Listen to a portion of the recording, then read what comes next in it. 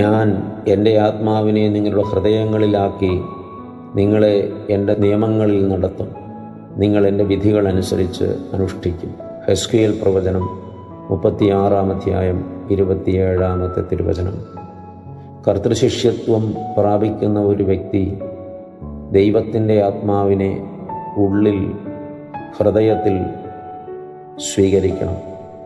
കർത്താവ് പറയുന്നത്, എൻ്റെ ആത്മാവിനെ ഞാൻ നിങ്ങളുടെ ഹൃദയത്തിലാക്കി എൻ്റെ നിയമങ്ങളിൽ നിങ്ങളെ നടത്തും എന്നാണ്.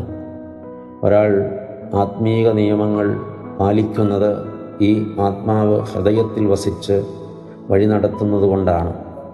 ഏതെങ്കിലും വ്യക്തി ആത്മീക നിയമങ്ങളെ തെറ്റിക്കുന്നുവെങ്കിൽ നിശ്ചയം ആ വ്യക്തിയുടെ ഉള്ളിൽ ആത്മാവ് വസിക്കുന്നില്ല.